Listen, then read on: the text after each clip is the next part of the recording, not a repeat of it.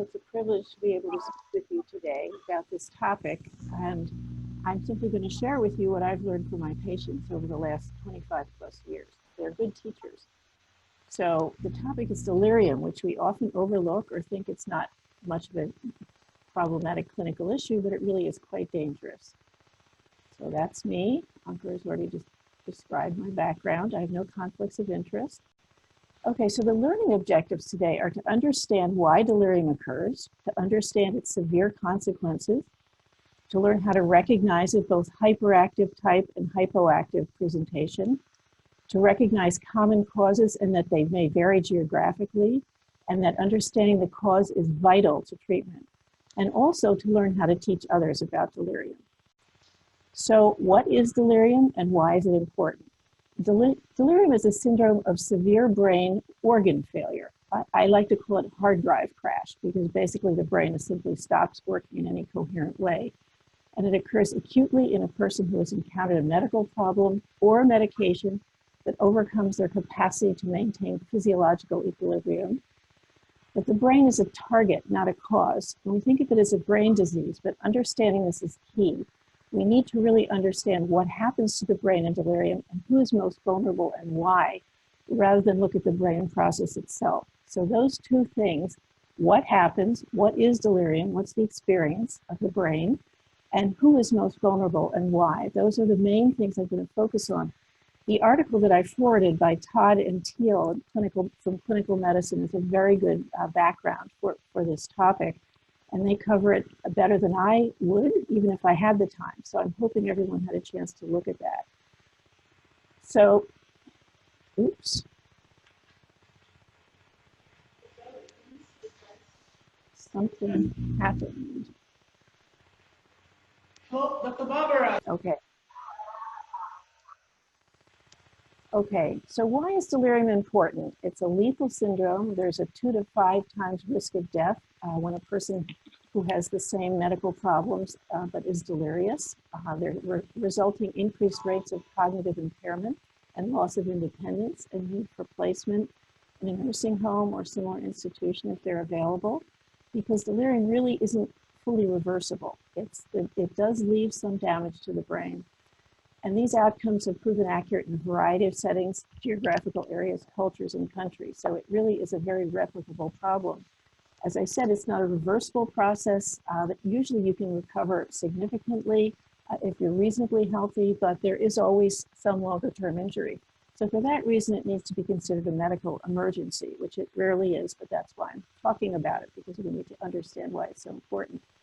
The rates are significant, 25 to 40% prevalence in hospitalized medical wards, up to 80% of ICU patients, and surgical patients have very high rates, especially emergency surgical patients, because they're less well than elective surgical patients. For example, coronary bypass surgery has a 32 to 50% rate of delirium.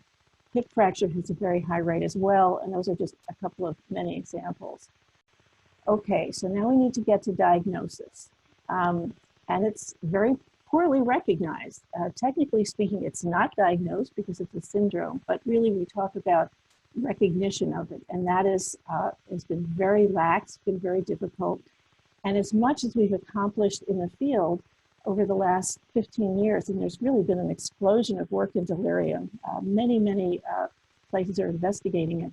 But the problem, the enduring problem in the field is that people don't really understand what it is enough to really recognize it clinically. And that's why I'm emphasizing this so much. And it's partly due to its complex presentation, but it's also related to poor understanding of who is most vulnerable to it. So these are the things that I'm going to focus on. Again, assuming the background that you have from reading the article.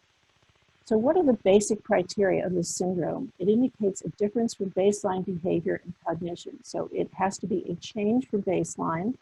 If someone is mentally retarded and they've been chronically cognitively impaired, then we can't declare them to have had a change. This means a difference in significant ability to think and organize your thoughts.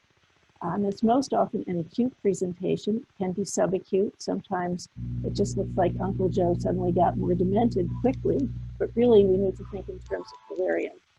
It involves a distinct change in the level of awareness or attention. It involves disorientation, nonsensical behavior and speech, but really importantly, all the symptoms, and we'll go through them, fluctuate, not just the level of awareness or what we used to call level of consciousness, but we can see fluctuation in a wide variety of symptoms which delirium presents.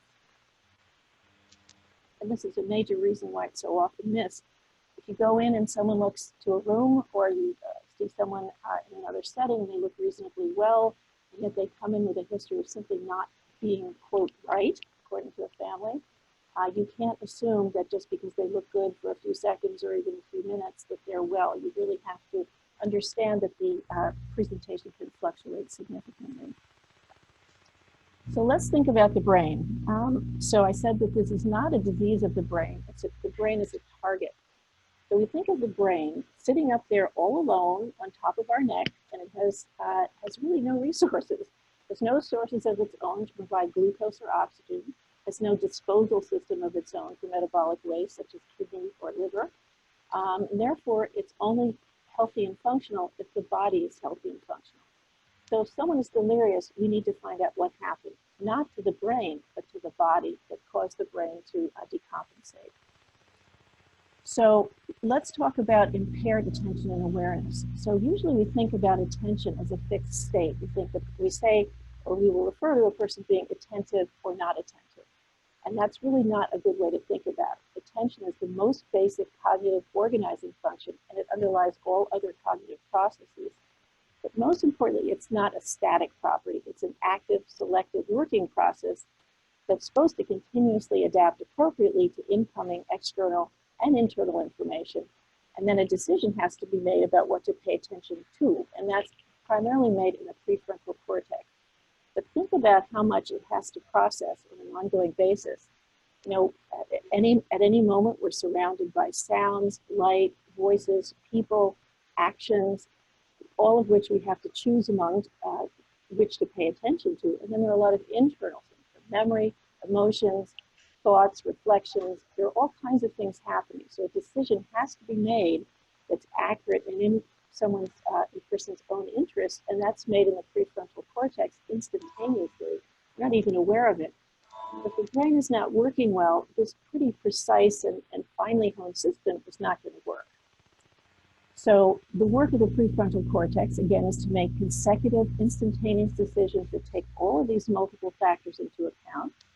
And it includes focusing out, away from irrelevant stimuli. So there's a lot of work being involved. And being aware of this critical brain task can really help us understand when it is not happening. So let's think about inattention. That is a cognitive state that does not meet the requirements of the person's environment, resulting in this kind of global disconnect. The person's not able to fix, focus, or sustain attention to the most salient concern in their immediate environment. So for example, if a person's sitting in a room, hospital room, waiting for a surgeon to come in to tell them if they're going to need major surgery or not, when the surgeon comes in, the patient should not be noticing mostly the fly that just went by or someone running past in the hallway, getting distracted by various things. They should really be focusing on the person in front of them who's going to make a major decision about their life. So you can almost immediately make a diagnosis of delirium just walking into the room. You see the person lying there, sort of inert and still, and really not focusing on anything, and certainly not aware that they're in a situation where a lot of things could happen to them, which are important medically, could be painful. So your sense of that person's awareness of the environment is something that is easy to pick up when you understand what it represents. So there are ways to assess this a little bit more formally that don't require scales or anything else, because inattention really is the foundation of delirium. So we can talk about hypoattentiveness, and that's the person who's sitting there calmly, and you come walking in and they simply can't move their attention to you, or if they do, and they start looking at you and interacting with you, you then try to show them something, or you ask them a question, you're simply not able to move to that next task. They're kind of stuck. There's very slow movement, or cognitively very slow. Then there's hyperattentiveness, in which the person is looking at the next thing that comes along, but not the next most important thing. So that's the case of the person lying in bed, waiting for the surgeon comes in, and the next thing that distracts them is the fly going by, or something on their toe, or someone going past in the hallway. So they're looking at the next thing, but not the next most important thing, which for them would be the surgeon. So we can think about, those types of impairments of attention, hopefully. And then there's some other very easy, things to do right in front of you. You can ask the person the day, date, year and month, and then immediately you can say to them, as soon as everybody's agreed on what it is, it usually takes a little bit of reminding, then you say, what's the date today? And it's gone. This is a person whose attention is not functioning well. They're not able to take in, record, and respond to that information because they haven't retained it. Their attention is not focused enough. So that is one very easy way to do it. And the other thing is, even if they can give you the accurate answer, if it's a major struggle and they're stammering and they're thinking, that's also a real sign of inattention, because after all, you just described it, you just discussed it seconds before. And the other test of this sort is, okay, you've agreed on the orientation parameters, and you say, okay, so today is Tuesday. Can you name the days of the week backwards from Tuesday? And many times, and I've literally seen thousands of delirious patients, and it's very replicable. If they remember what the instruction is, then they may forget it immediately that you asked them. They may give you 1 or 2 days, and then they stop and look blank, at which point you can say, what was the last thing I asked you to do? And if they have some memory of it, then you can say, what was the day that you stopped on? But you can see how arduous this process would be. And all the while you're looking at them and thinking, this person is really not focused on their environment. They're really having a struggle relating to what's going on around them. And that is a crucial thing to understand and recognize if you're going to try to pick up delirium. So we all can probably recognize and have seen hyperactive delirium. That's one of the 2 main types that we talk about. And these are people who have multiple episodes of agitation that appear completely irrational. They may be screaming or spitting or hitting or trying to escape because they really do not understand that actually you're trying to help them. This is really not what they're assuming because they can't understand what environment they're in. They can't make the connection. They can't remember what's happening, and they get really frightened. And for example, they often misinterpret things. If they're lying in an ICU, for example, and someone reaches over across their vision with a suction tube, a yonker, and reaches it, down toward their mouth, they may well assume it's a snake. It looks kind of like a snake. They can't really reason through it and say, wait a minute, I'm in the hospital. That's probably not a snake. That's probably something that's being used to help me breathe better. They simply cannot put the context together. So therefore, they can't be calmed easily or reasoned with. You attempt to talk with them and explain what's happening, but if they're agitated enough, disorganized enough, they can't really respond to you, and they can't even describe what they are reacting to. Communication is really impaired.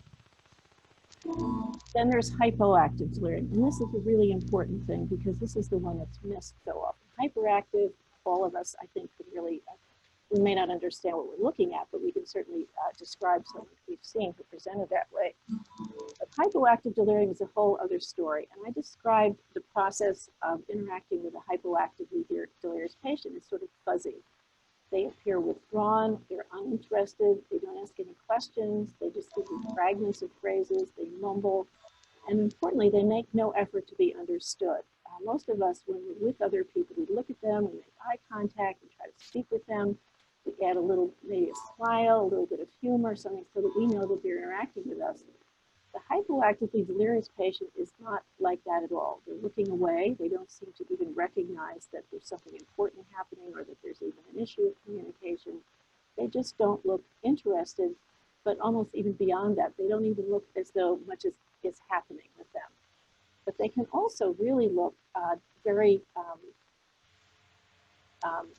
depressed, and I'll get to that in a minute. But let's think about why this is so dysfunctional. If a person is in the hospital and very ill, and often hypoactively delirious patients are more ill than the hyperactive ones, which is an interesting issue that we could spend some time on if we have it. But they would need to be alert and watching and making sure they know what's happening and asking questions, trying to figure out when they're going to get out of the hospital, as opposed to just sort of lying there inert. It's really not functional for a person in the hospital, if you think about it in a sort of a normal sense, to be behaving that way. So the thing that is really interesting, and I've observed it myself many times, These people are sort of mumbling, they're not, sometimes this fluctuates, as I mentioned. Sometimes their speech is a little more clear, maybe it's not as clear, maybe it's a little louder, maybe not. It fluctuates all over the place, even within seconds. And so you're standing there thinking, wait a minute, so, maybe this person's just tired, or maybe the room's noisy, or maybe I'm tired, and I can't really listen well enough, or the person's sleepy, or they're worn out from physical therapy. This is called normalizing behavior, and I think we all do it. We prefer to see people as intact as opposed to looking for pathology, even though we're in the medical field. And we can sort of write that off and say, oh, I just heard a couple of clear words. I'm probably not listening hard enough. But what we have to remember is that the pathology is much more likely to be outside of us, in front of us, than us. It's not really us who are, malfunctioning here and not listening hard enough. We have to recognize that that is happening in the patient. It's dysfunctional. It doesn't make sense in the context. And it's really, it's a very important thing to pick up and not just sort of pass over. And most deliriums are a combination of hypoactive and hyperactive, really. So all symptoms fluctuate. So I don't think it's that productive to think of deliriums as solely one or the other, just so you know. Most of the time, some people look at those criteria, but most of the time, people are moving between those. And speaking of fluctuation, I just was commenting that sometimes it happens within seconds. And we used to sort of talk about the fluctuation delirium as perhaps morning to afternoon or one day to the next. I've done enough videotapes of patients and looked at them in detail enough to tell you that without any hesitation that it fluctuates much more frequently than that. And if you encounter someone who's delirious and you just stand and watch them, you can learn a tremendous amount about what's going on with them, what they're reacting to, what they're not reacting to. And you will see this fluctuation, seconds, minutes, it happens constantly, and it's a major clue. And nothing else really looks like this. Delirium is the only thing that really looks like that. So that's really an important thing to remember.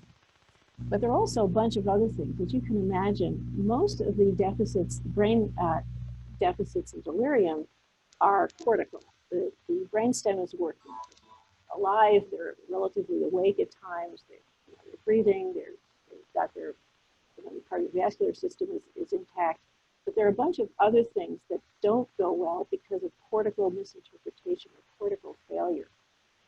So we can talk about, we often talk about hallucinations that occur in delirium. But most of the time what I've observed is that these are mostly misperceptions. For example, someone might decide that person in the ICU was hallucinating a snake unless we thought, wait a minute, they're probably really not connecting the dots between what they're seeing and what the context is. And the prefrontal cortex is not putting this together and saying, of course that's not a snake. It's a suction foot. You're in a hospital, relaxed, they're trying to help you. Prefrontal cortex is nowhere near that. So they're really not hallucinating. We need to understand that this is the brain not working right. So again, this helps us understand what's going on with delirium. And then they have varying abilities to speak or hear, ambulate, or swallow. I've seen people who we're shouting at as loud as we can one day, and then people start ordering hearing aids or thinking about the fact that this person simply can't be worked with. But then all of a sudden they can hear you, and your voice, you drop your voice down to a normal level, and you go, what happened? Well, clearly the ear is not changing function that quickly. It's the brain that's not picking up what it's hearing as well as it normally would. So again, this is a brain that's not functioning, not taking information and organizing it appropriately. It's that the cortical part of the brain is simply not organized or coherent. As I said, people often mumble. You can often see, it's actually very interesting, if they're more sort of engaged with you, communicating, they're looking at you, they're making eye contact, they may be smiling, there's more affect, and their speech is clear. And then as soon as they wane again, the delirium becomes, that process becomes more prominent. They look away, they're less interactive, and they start mumbling. The only reason I know this is that I've done some videotapes, and it's really very instructive to look at, and then it helps me know what I'm looking at when I'm with a real patient. Another major issue is swallowing. This is very interesting because often there's probably some vulgar issue with, that involves swallowing as well as speech. It's never been described, but I've see many patients with delirium who are not able to swallow and they're at high risk for aspiration. And the result here, at least in the US, is that they're often prematurely assigned to hospice because, after all, if they can't swallow, they're near the end of life. So wait a minute, they're able to swallow yesterday or 2 days ago. Let's wait a minute. When their delirium gets better, I'm sure that they'll be able to swallow again. And sure enough, when they improve, they can. So again, that's a pretty hardwired sort of autonomic movement, but even that is involved, in a dysfunction of the cortex. Falls are very, very significantly correlated with delirium and are often the first manifestation of delirium. I'll talk about that a little bit later too. The other thing is that people with delirium can't reliably report about pain. So why is this important? Well, because if we add a narcotic, we're adding a medication that is dopaminergic and anticholinergic, two of the worst things you can do for a delirium. And what I've seen, which is actually fascinating, I worked in the military hospitals for a number of years, and we saw a number of amputations. And in one particular case, one man had had an arm amputated the day before, was refusing any pain medication and said he had no pain, which is almost impossible physiologically. In another case, I had a patient who was, when he was delirious, complained of pain all over, very vague, non-specific. And when I came to the case, as a consultant, they were giving him a lot of narcotics. And I said, let's stop and take her off the narcotics and see what happens. Got off the narcotics, was much less delirious and had no pain. So I think when people who are delirious say they have pain, we need to think hard about that, because pain itself, if it's untreated, can cause delirium. But over-treating it worsens delirium. So it's very tricky. And again, these patients' capacity to really understand what's going on with themselves and communicate is very impaired.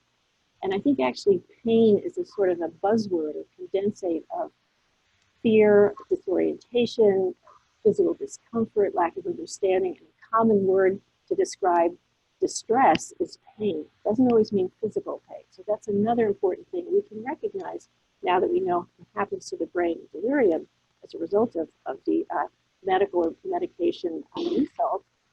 We can recognize that person is not able to put the thoughts together. The prefrontal cortex is not functioning enough to describe what's happening.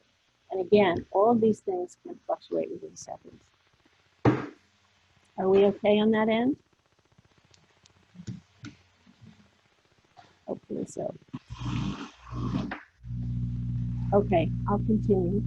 So now here's a very important thing, and these are affective signs. I mentioned a little bit of this when I was talking about hypoactive delirium.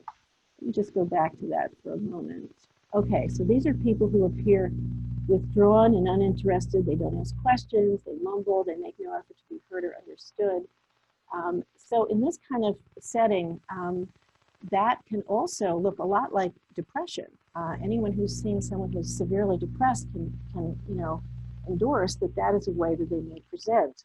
So this is not a good thing. We'll get back to this, because if we misdiagnose a delirium as a depression, and it happens a lot, in many studies that look at in hospitals, delirium is mistaken for depression 50 to 60% of the time. So what is the problem with that? One of them is that if you think it's depression, you're going to stop looking for that medical cause of delirium. Delirium always has a medical cause or a medication cause related to a medication. The medical problem that's impacting the brain.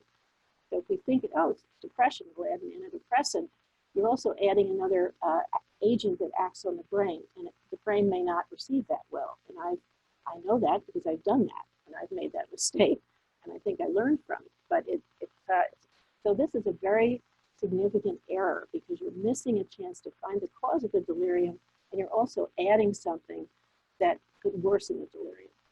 And the thing that's really confusing is, in the one study I found, and it's quite old, from 1995, that really looked at this, when you talk to people who are delirious and they're able to speak to you and interact, about 60% of them say they do feel depressed, they do feel sad. 52% of them feel like they're dying, and 68% of them feel worthless and useless. This study didn't report it, but there's also a very high rate of suicidal thinking. So it's very confusing. So this means you have to really understand who is vulnerable. So you have a high suspicion of, wait a minute, before I decide this is depression, I'm going to think about delirium. Delirium is the first rule out because it's so dangerous. But on a number of occasions when I've been on call overnight, I've been called to tell me that Mr. Jones is all of a sudden, suicidal. Please come and start him on an antidepressant. Well, first of all, an antidepressant is not going to work quickly enough for acute suicidal ideation. But the other thing is, Mr. Jones, is an old person who has congestive heart failure and he has pulmonary decompensation and was demented at baseline. When I saw him at 5 p.m., he was not happy, but he was fine. There was no evidence whatsoever of suicidality. So if I get called at 10 p.m. or 11 p.m. and say he's acutely suicidal, I'm immediately superstitious. And the background I just gave you indicates it's probably much more likely to be delirium or the sudden, the sudden onset of delirium when his system sort of can't manage the burden of medical problems any longer. So much more often I would come look at the person and say, okay, let's just get some blood studies and urinalysis because urinary tract infection is a frequent trigger. And they look at me with surprise, but often enough we come back with a reason for the delirium, and we manage to escape the trap of suicidality and depression. Again, suicidality doesn't happen just like that, and especially if you know that person's highly vulnerable, you really need to think about delirium to account for that acute change as opposed to suicidality and depression. So now, and we're going to save questions for the end, so please keep your mind alert for any and write them down with me because I hope we will have time for that. I think we will. So now, how to avoid confusing delirium with dementia. So in both cases, the cognition is less than it was before at baseline, but the abrupt onset can usually help distinguish them. Dementia is a chronic condition. People's cognition and function decline, usually not the two-step-wise, as we've heard, that can happen with strokes, but usually in a fairly progressive fashion. And if someone comes in and says to you, Uncle Joe is demented, but all of a sudden he got a lot more demented, it's a sudden change, and he's just not right, which, by the way, is one of the more sensitive things that you can hear that from a family member that will treat, that should help you assume that there may be some delirium. Uncle Joe is just not right. All of a sudden, in the last 2 weeks, he's just gotten more demented. Major clue. So it may not be as acute as the person I discussed who became acutely suicidal, but nonetheless, it's a significant and rapid change, even if it's not overnight or even within a few hours, which I've also seen. So that's a major clue. And also, the level of attention in demented patients is much more stable. They're able to interact with you. It may be concrete, and their thoughts may be fairly simplistic, and their memory may not be good, but they're there with you. They can look at you, they can interact with you, they're making an effort to communicate. And it's really quite a different feeling than what I had described. They're also less globally dysfunctional and chaotic. They understand, they're at the doctor's office, they're in the hospital, whatever, and they understand probably why they're there. You can talk with them about it. This is totally different than a delirious patient who really can't relate to that in any way, as I was describing.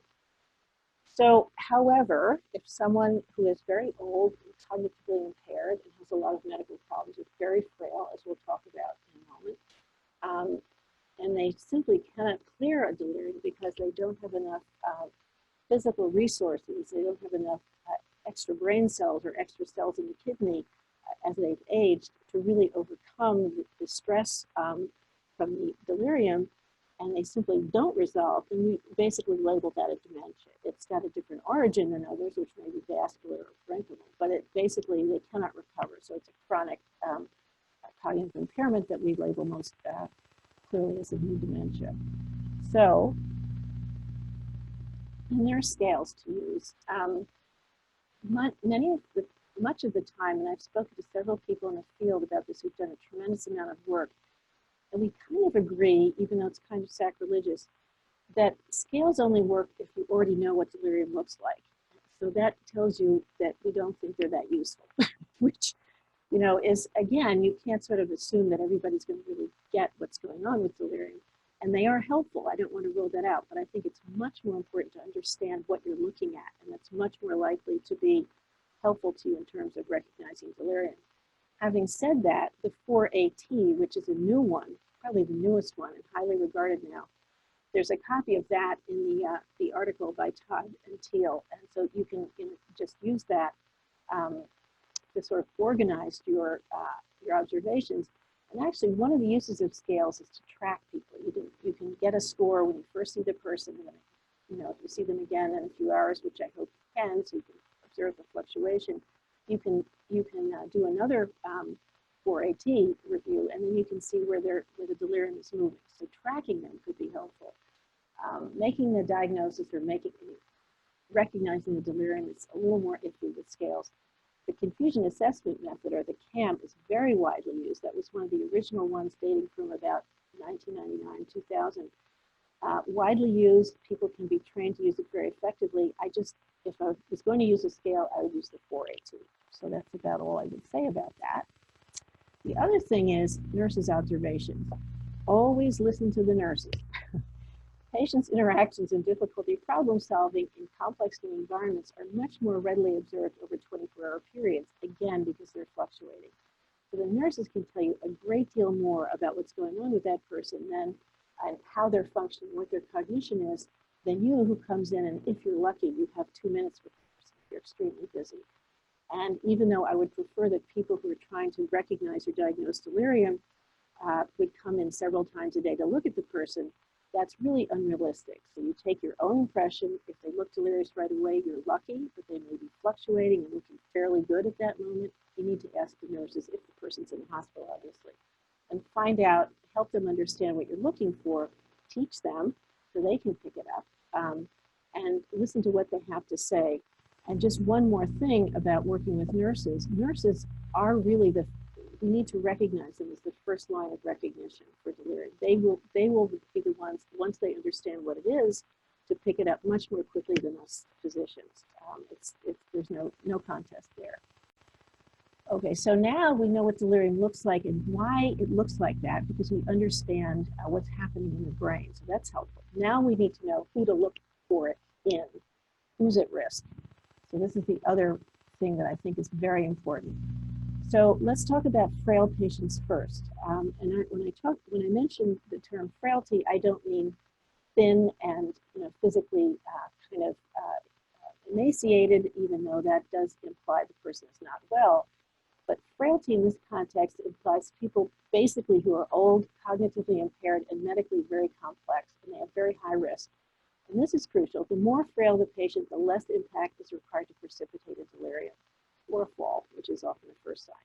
So therefore, if you have an 80-year-old person or whoever is, whichever culture or country you're in, which indicates, whichever age indicates significant elderly status, and they have any underlying cognitive impairment or illness, and they have significant medical problems, it will not take much to push them over the edge. And in fact, even a few extra white cells or leukocyte esterase in the urine are the earliest signs of difficulty breathing, early signs, that's enough to push that person over. And so you have to be extra careful in someone like that. If they have any cognitive change or any change in function or behavior, you have to think hard about whether that's a new delirium.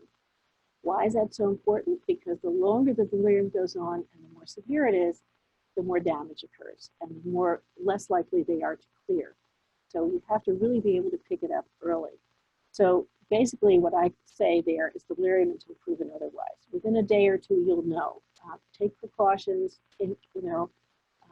get involved very quickly in any early signs of a new medical problem, or if a new medication has been added, and really think hard about whether that's an incipient delirium. So here's another way to think about it. Ken Lachlan, this is a quote from, has really described this interaction with what frailty is and why it implies a low threshold for delirium. He's probably done a better job with that than anyone else. So to quote him, in other words, these patients need most of their physiologic components and most of their environmental supports. And these are broad: safe housing, food, assistance, adequate clothing, really a coherent, safe life situation. And they need all of those supports at or near maximum capacity to get through the day. When even one component goes awry, the equilibrium of this complex teetering system fails, and the system's highest order functions staying upright or maintaining focused cognition fail first. So these are people who are really vulnerable, and you need to think hard about whether delirium is occurring.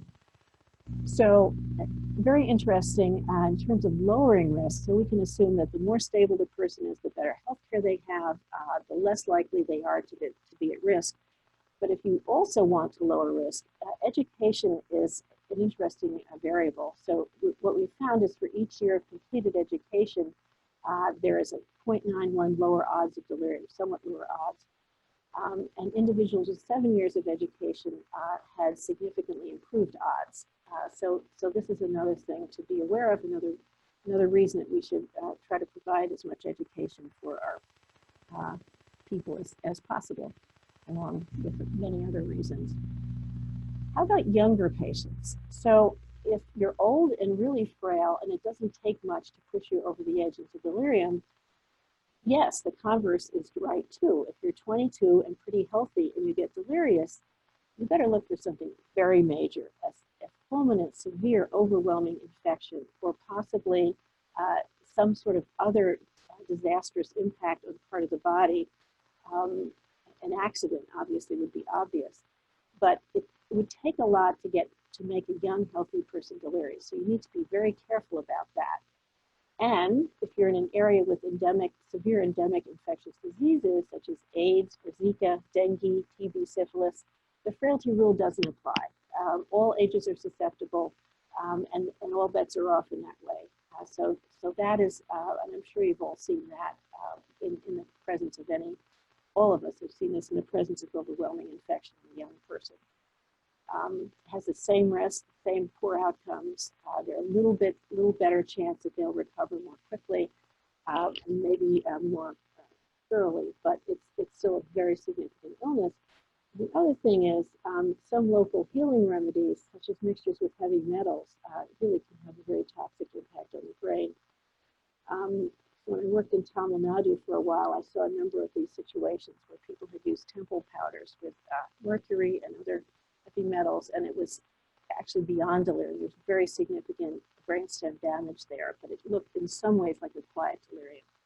So you have to really ask about other things, and you also have to be aware of some of the other, go back to this, some of the other causes, which can include medications that have significant impact in terms of causing delirium. We'll get to that in a minute.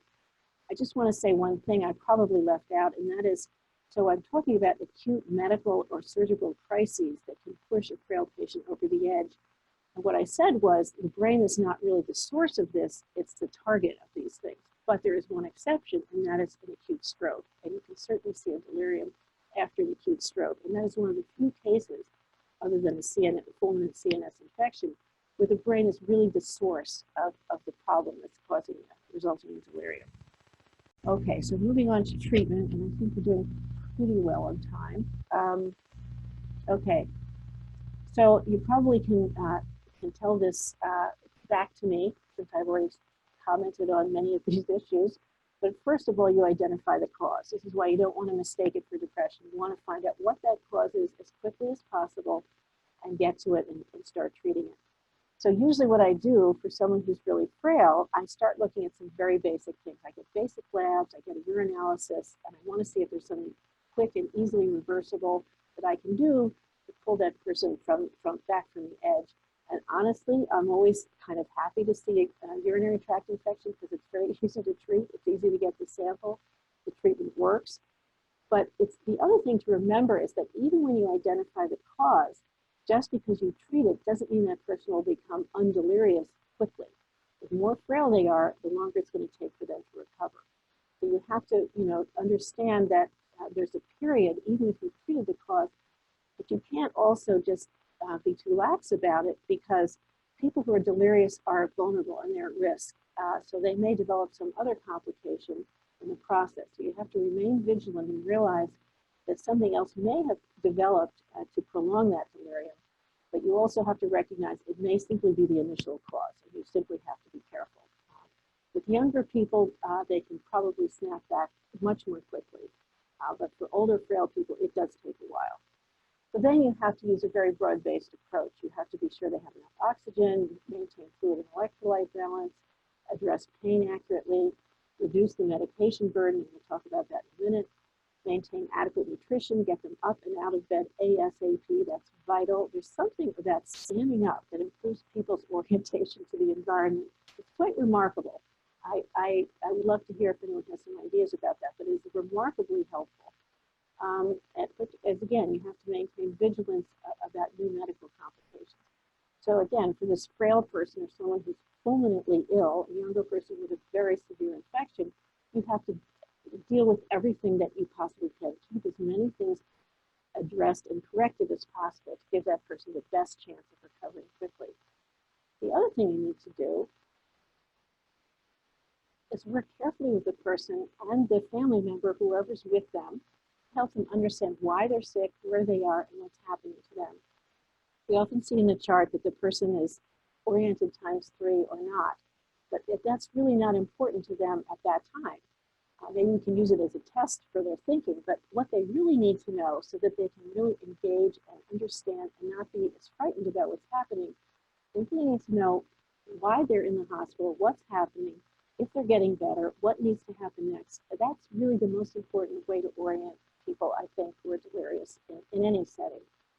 And actually, we've learned that there's a lot of post-traumatic stress disorder that follows delirium, probably because it's a very traumatic experience. In fact, there are people who have said they would literally rather die than have another, episode of delirium. I saw a film of one man years ago who was diabetic, had a lot of peripheral vascular disease, had a leg amputated, and it was so distressed by the delirium, he literally said he would rather die than go through it again. It doesn't matter what happens to his leg, he'd rather die than have another episode of delirium that could be induced by an operative procedure. So it's very significant. So keeping people oriented and helping the family understand what's happening, teaching them and showing them how to interact with that, their loved one, the patient, is really important. Medications. Okay, so do we have any use for medication prevention of delirium? There's really nothing proven. There were some old hints years ago at possible low doses of haloperidol, formeltion, which is a melatonin uptake agonist. There was an interesting article about that recently, but there's really no medications that we can rely on. The best thing to do is maintain good health. Disease modifying. Is it possible to give something that can actually shorten the illness other than treating the cause? That's disease modifying. Possibly dexmedetomidine, which is an alpha-2 reuptake agonist. It's used as an anesthetic, and what we found is that it may shorten the course. But again, the evidence is not really tight.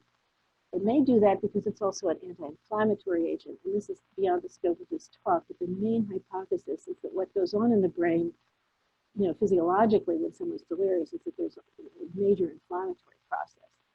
That's given us lots of clues. Doesn't mean that giving people anti-inflammatory agents shortens the course of delirium. We've tried that too. That doesn't work either. So it's outwitting us so far. So then we're left, so what use of medication is there? That's treatment of symptoms. So if someone is flailing and hitting and kicking, not only do people want to stay away from them, that's important, but they can't get their medical problem treated. So we need to be able to calm them enough to get near them and help them get better. So I would use tiny doses of quetiapine, which is an antipsychotic, and it's very helpful for calming people. And I think I've also observed pretty consistently that it can organize their cognitions a bit, enabling medical care. Risperidone in very small doses are much more potent antipsychotic if they're frankly psychotic. But the key is teeny tiny doses. These brains are ill. They don't need much, and if we give them too much, we can result in more damage or prolongation of delirium. Do not use benzodiazepines. They interfere with attention and memory, and they also can cause unsteadiness. They're GABAergic agents. No, we can't use those. Anticholinergic agents, prime examples of which are Benadryl, diphenhydramine, or other medications that are used for colds or for allergies, and oxybutynin, which of course is often used for urinary incontinence. Those are also really, the evidence is somewhat mixed, but most of us have found them to really interfere with clearing or frankly cause delirium. So after all of that, the take-home summary: delirium is a medical emergency. You need to have a high level of suspicion.